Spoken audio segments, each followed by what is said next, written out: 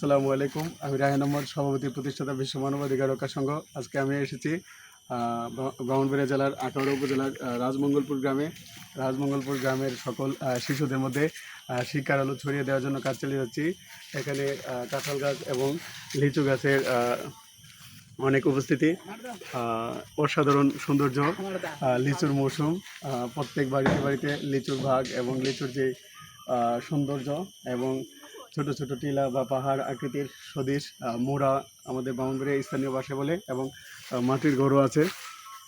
অসাধারণ সৌন্দর্য, এবং এই প্রান্তিক পর্যায়ে আমি বিশ্ব মানবাধিকার রক্ষা সংঘের মাধ্যমে শিশুদের মধ্যে শিক্ষার আলো ছড়িয়ে দেওয়ার জন্য কাজ চালিয়ে যাচ্ছি, এবং বিশ্বের সকল আমি তো লাগবে মনোরম পরিবেশ এবং খুবই বন জঙ্গলপূর্ণ একটি পরিবেশ এবং নিরিবিলি। আমাদের বাদেশ্বরা কাছাই বা কাঞ্চনপুর এই জায়গা হতে মানুষ কম। অসাধারণ সৌন্দর্য।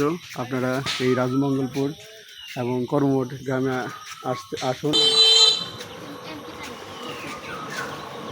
গাছ প্রত্যেকটা গ্রামে, রাজমঙ্গলপুর গ্রামের কাঁঠাল গাছ এবং লিচু গাছ এবং মাটির ঘর, সম্পূর্ণ টিলা, অসাধারণ গাছ আপনাদেরকে মুগ্ধ করবে। আমি বাংলাদেশের সকল মানুষকে এই রাজমঙ্গলপুর গ্রামে আসার জন্য আহ্বান জানাই। হজরত মোহাম্মদ ইসলাম, হজরত আদম আলাইহিস সালাম, হজরত ঈসা আলাইহিস সালাম, মুসা আলাইহিস সালাম, ইব্রাহিম আলাইহিস সালাম, নূহ আলাইহিস সালাম, হুদ আলাইহিস সালাম, লূত আলাইহিস সালামের মতো সারা বিশ্বের সকল জীব, প্রাণী ও মানুষের মুক্তির জন্য কাজ থাকবেন, সুস্থ থাকবেন। পরবর্তী এপিসোডে নতুন কোনো গ্রামে শিক্ষা প্রচারণা নিয়ে হাজির হবো ইনশাল্লাহ।